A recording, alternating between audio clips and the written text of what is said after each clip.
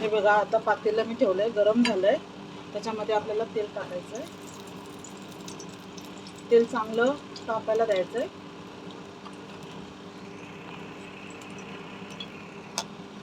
आता हे बघा, तेल तापलंय. लसूण टाकायचे आपल्याला.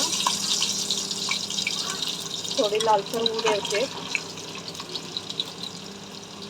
आणि मग कढीपत्ता टाकायचा आहे.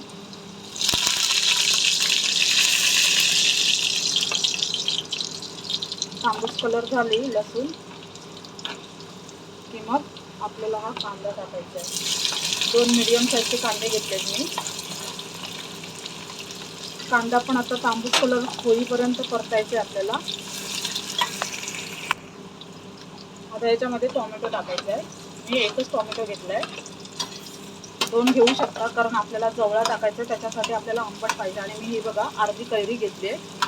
अर्धी ऑलरेडी मी कालच्या फिशमध्ये टाकली.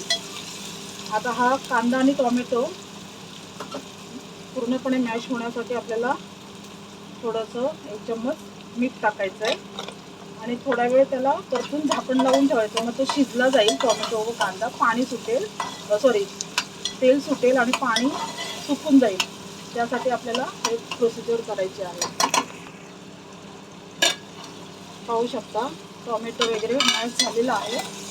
आता हा जो आपण मसाला तयार करून ठेवला होता, तीळ, सुके खोबरे, तो सर्व टाकायचा आहे त्याच्यामध्ये. कारण त्या मसाल्यामुळे ना फ्लेवर छान येतो. इथे आपल्याला हळदही टाकायची आहे. गरम मसाले वगैरे टाकण्याची गरज नाही, कारण माझ्या मसाल्यामध्ये ऑलरेडी गरम मसाले सर्व आहेत.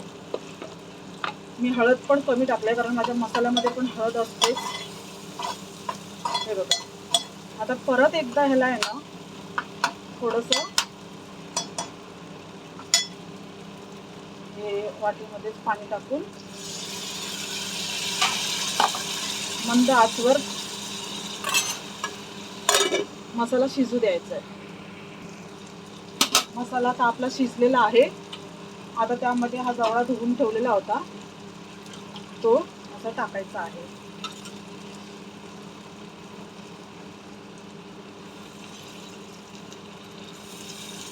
त्यानंतर ही कैरीचे फोडी आहेत त्या पण टाकायच्या आहेत. ही बाट पण टाकायची आहे.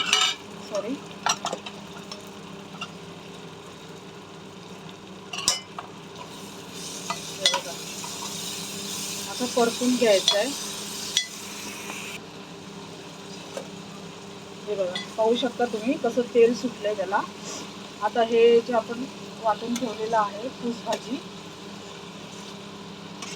ह्याच्यामधला आहे ना जे फणस असतो जो, ते काटेरी भाग सोलून काढायचा आहे, काढून टाकायचा आहे. आणि त्याच्यामध्ये पण एक जाडसर असा भाग असतो, तो पण आपण काढून घ्यायचा. फक्त मधला भाग जो असतो ना तोच घ्यायचा आहे आणि त्याच्यावरच हे सगळं तयार होतं.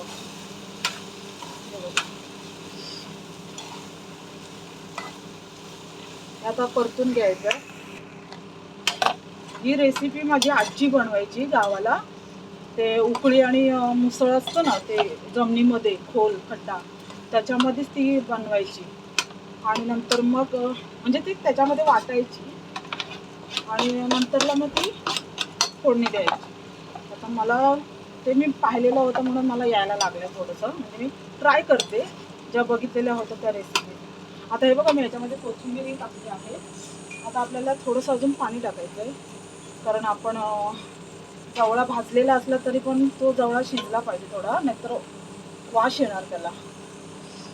छान शिजली की मग आपण उतरवून घ्यायची आहे. याच्यामध्ये पाणी टाकलंय आणि ह्याला थोडा वेळ 2-3 मिनिटं झाकण मारून मंद आचेवर शिजवायला द्यायचं आहे. फार वेळ लागत नाही.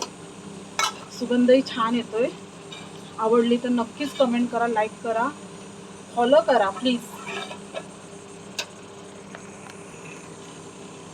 पाहूया, आता आपली रेसिपी झालेली आहे.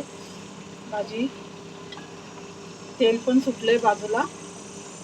ह्या भाजी बरोबर आहे ना नाचणी, ज्वारी, बाजरी किंवा तांदळाची भाकरी अतिशय छान लागते. आणि आता माझ्या घरी पण चपात्या बंद केलेत. डॉक्टरांनी सांगितलंय नाचणी, बाजरी आणि ज्वारीच खायची. तर गव्हाचं पीठ तसंच पडून आहे. आता हे बघा, मी बाजरीची भाकरी बनवते. मला येत नव्हती अशी थापायला, पण जेवढं जमतं तेवढे करते मी. आता आपली ही भाजी झालेली आहे.